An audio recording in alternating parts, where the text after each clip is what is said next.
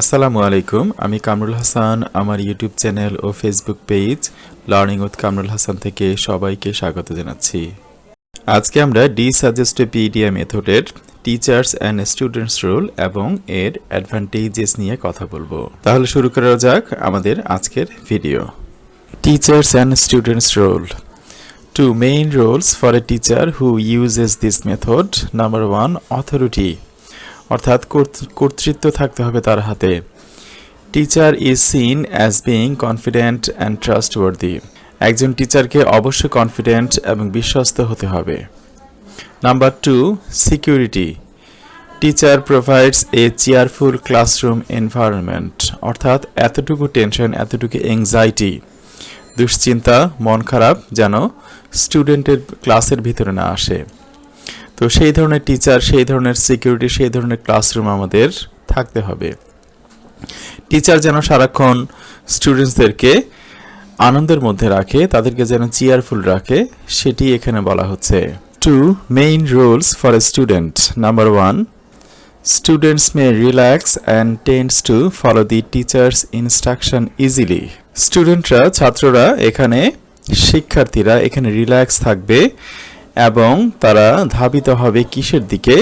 টিচার্সরা যে ইনস্ট্রাকশন দেবে তার প্রতি ধাবিত হবে এবং ইজিলি তাদের সেই ইনস্ট্রাকশনটা মেনে নিতে চাইবে। Number 2, students tend to enjoy doing role plays. স্টুডেন্টসরা, শিক্ষার্থীরা, তাদের যে রোল প্লের একটা ইনস্ট্রাকশন দেয়া থাকবে বা যে দায়িত্বটা থাকবে সেটি খুব সুন্দরভাবে এনজয় করবে। And able to enjoy their new identity freely. এবং তাদের যেই দায়িত্ব দেওয়া হবে, তাদের যে ভূমিকা দেওয়া হবে, সেই ভূমিকাটি তারা সুন্দরভাবে এনজয় করবে এবং পালন করবে। Advantages of সাজেস্টোপিডিয়া। সাজেস্টোপিডিয়ার ভূমিকা, সুবিধাগুলো কী কী, সেগুলি আমরা একটু আলোচনা করব এখন। Authority concept. Students remember best and are most influenced by information coming from an authoritative source, teachers. শিক্ষার্থীরা খুব ভালোভাবে মনে রাখতে পারে এবং খুব ভালোভাবে উৎসাহিত হতে পারে বাই ইনফরমেশন। অর্থাৎ কার কাছ থেকে একটি ইনফরমেশন আসছে, সে হচ্ছে অথরিটেটিভ সোর্স, অর্থাৎ একটি কর্তৃত্বময় একটি উৎস, সেটি হচ্ছে টিচার। তো সেই টিচারকে হতে হবে সেরকম কর্তৃত্বময়, তার জ্ঞান থাকতে হবে সেরকম, তিনি বোঝাতে হবে সেরকম। আমরা পূর্বে যেসব দেখলাম যে সেরকম কোনো অ্যাংজাইটি আসবে না, দুশ্চিন্তা আসবে না, তাকে বিশ্বাস করবে, তাকেই সব কিছু মনে করবে। এই ধরনের একটি সোর্স হচ্ছে টিচার। সেই ধরনের একজন টিচারের কাছ থেকে যে ইনফরমেশনটা আসবে সেটি কিন্তু স্টুডেন্টসরা সবচেয়ে ভালো মনে করবে, মনে রাখবে এবং তাদের দ্বারাই কিন্তু উৎসাহিত হবে। এটাই হচ্ছে authority concept. Peripheral learning. Desuggestopedia encourages the students to apply language more independently. Desuggestopedia স্টুডেন্টসদেরকে উৎসাহিত করছে ল্যাঙ্গুয়েজ যেটি তারা শিখছে সেই ল্যাঙ্গুয়েজটিকে অনেক স্বাধীনভাবে তারা অ্যাপ্লাই করার জন্য তাদেরকে এনকারেজ করছে। অর্থাৎ ডিসাজেস্টোপিডিয়া থিওরিটা অথবা মেথডের মাধ্যমে তারা অনেক বেশি সেকেন্ড ল্যাঙ্গুয়েজটা, যেই ল্যাঙ্গুয়েজটা তারা শিখছে সেই ল্যাঙ্গুয়েজটা অনেক স্বাধীনভাবে তারা অ্যাপ্লাই করতে পারছে। Tax more personal responsibility for their own learning. তাদের লার্নিংয়ের জন্য তারা অনেক বেশি দায়িত্বশীল হচ্ছে। এর মাধ্যমে তারা অনেক কনফিডেন্সও জোগাড় করছে বা অনেক কনফিডেন্ট হয়ে উঠছে। Peripheral information can help encourage students to be more experimental and look to sources other than the teacher for language input. অর্থাৎ পেরিফেরাল ইনফরমেশন থেকে তারা অনেক বেশি can also help encourage students to be more experimental. অর্থাৎ অনেক বেশি তারা experimental হতে পারে। শুধু শিখেই বসে থাকে না, এটি অ্যাপ্লাই করা, এটির মাধ্যমে বিভিন্ন তথ্য বিভিন্নভাবে একটি যে গবেষণা চালিয়ে যাওয়া বা বিভিন্নভাবে তারা কোন সোর্স থেকে এটি আসলো, বিভিন্ন ধরনের চিন্তা তাদের মাথায় চলে আসে, সেটিকে বলা হচ্ছে এক্সপেরিমেন্টাল।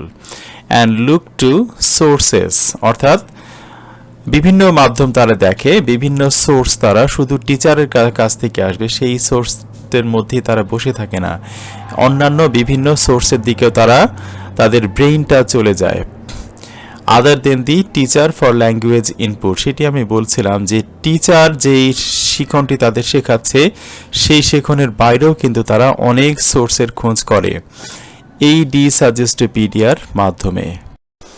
ফর এক্সাম্পল, উদাহরণস্বরূপ, the students can make some sentences using the grammatical structure placed on the classrooms wall. অর্থাৎ স্টুডেন্টসরা একটি কিছু সেন্টেন্স তৈরি করতে পারে গ্রামাটিক্যাল স্ট্রাকচার তৈরি করে, ফলো করে, যেটি ক্লাসরুমের এবং placed on the classrooms wall, ক্লাসরুমের ওয়ালে ঝুলানো থাকে, যেটিতে বর্ণনা করা হচ্ছে describe a particular place in an English speaking country by looking at the poster on the wall. অর্থাৎ একটি ইংলিশ স্পিকিং ক্লাসরুমের দেয়ালে একটি ছবি পোস্টার টাঙানো থাকে, সেই পোস্টার দেখে দেখে তারা একটি গ্রামাটিক্যাল স্ট্রাকচার ফলো করে মেনে সেই দৃশ্য সম্পর্কে তারা কিছু লিখতে পারলো। তো যখনই তারা লিখতে পারলো, যখনই তারা সফল হলো, তাদেরকে কিন্তু সেই সেলফ অ্যাক্টিভিটি এবং এর সেলফ অ্যাক্টিভিটি যাদের আসলো তখন কিন্তু তাদের কনফিডেন্সটা বেড়ে যায়, সেটি কিন্তু এখানে লেখা আছে। When these students are successful in doing such self activities, they will be more confident.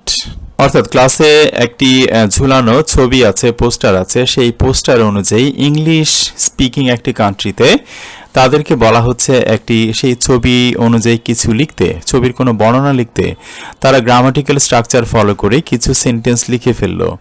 তো এটিকে বলা হচ্ছে এই যে তারা সফল হলো, students are successful in doing such self activities, নিজে নিজে তারা করলো, তাহলে কি হয়, they will be more confident, এভাবে তারা অনেক বেশি আত্মবিশ্বাসী হয়ে উঠবে।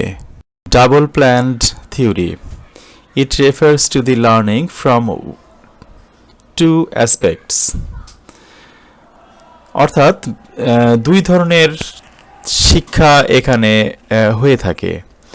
তাহলে দুই ধরনের শিক্ষাটা কি কি? They are the conscious aspect and the subconscious one. তাদের একটি জাগ্রত শিক্ষা হয়, অর্থাৎ সে বুঝে বুঝে শিখছে, এবং অন্যখান থেকে দেখা যাচ্ছে সে না বুঝেও শিখছে। একটি বিষয় যদি আমরা দেখি যে আমাদের স্টুডেন্টসরা শিক্ষকদের কাছ থেকেও শিখছে একটি জিনিস বা একটি শিক্ষা, একটি ভাষা, এবং অন্যভাবে কিন্তু তারা সমাজ থেকেও শিখছে, পরিবার থেকেও শিখছে তাদের মাতৃভাষাটা। বিভিন্ন ধরনের স্ল্যাং, বিভিন্ন ধরনের কটূক্তি, সেগুলি কিন্তু তারা সমাজ থেকে এমনি এমনি শিখে যাচ্ছে আনকনশাসভাবে।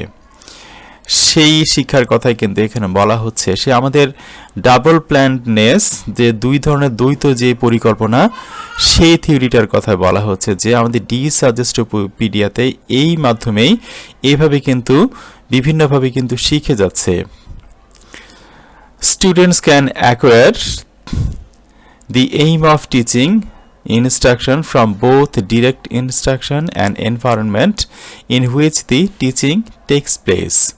অর্থাৎ তারা বিভিন্নভাবে সেই দুইভাবে তাদের শিক্ষাটা লাভ করছে। টিচার যে ইনস্ট্রাকশনটা দিচ্ছে তার মাধ্যমে, এবং এনভায়রনমেন্টটা সেটি হচ্ছে টিচারের মাধ্যমে হচ্ছে ডিরেক্ট ইনস্ট্রাকশন, তার মাধ্যমে হচ্ছে আমরা ক্লাসে যা শিখাই, এবং এনভায়রনমেন্ট থেকে আমাদের আশেপাশের যে পরিস্থিতি, পরিবেশ, আমাদের ঘর বাড়ি, মা বাবা যা বলছে তার মাধ্যমে কিন্তু আমরা দ্বিতীয়টি শিখে নিই। তো সেটি কিন্তু আমাদের এই ডি সাজেস্টোপিডিয়ার যে এনভায়রনমেন্ট তৈরি করা আছে, সেই এনভায়রনমেন্টের মাধ্যমেই কিন্তু তারা শিখছে। তাহলে দুটি শিক্ষা হচ্ছে, একটি সাবকনশাস অচেতনভাবে, এবং অচেতন না, কিছুটা জেনে এবং না জেনে দুটার সংমিশ্রণ, সেটিকে বলা হচ্ছে সাবকনশাস, এবং আরেকটি হচ্ছে কনশাস এবং জেনে বুঝে। এই দুইভাবে তাদের এই লার্নিংটা হচ্ছে, যাকে বলা হচ্ছে ডাবল প্ল্যান্ড থিওরি, প্ল্যান্ডনেস থিওরি, অর্থাৎ দ্বৈত পরিকল্পনা তত্ত্ব। তাহলে এই হচ্ছে আমাদের আজকের ভিডিও, ডি সাজেস্টোপিডিয়ার টিচার্স এবং স্টুডেন্টসদের রেসপন্সিবিলিটি অথবা তাদের রোলস এবং এর অ্যাডভান্টেজেস। তো এই ভিডিও যদি ভালো লাগে তাহলে আগামী ভিডিওর জন্য অপেক্ষা করুন। খুব ব্যস্ততার মধ্যে দিয়ে সময় যাচ্ছে, এজন্য খুব মনোযোগ দিয়ে অথবা খুব ভালো ভিডিও দিতে পারছি না আর সময় করতে পারছি না, এজন্য দুঃখিত। সাউন্ডের কিছু কোয়ালিটির মনে হয় গত সেগমেন্টটিতে একটু সমস্যা হয়েছিল, আমার হেডফোনটি মাইক্রোফোনটি নষ্ট হয়ে গিয়েছিল, তো আজকে নতুন একটি কিনে তারপর তৈরি করতে হচ্ছে। আর কিছু কিছু ইনকনভিনিয়েন্সের জন্য খুবই দুঃখিত। আর এটি যদি এতটুকু আপনাদের উপকার করে তাহলে আমার চ্যানেল সাবস্ক্রাইব করুন, আমার জন্য দোয়া করুন। আজ এ পর্যন্তই। আসসালামু আলাইকুম।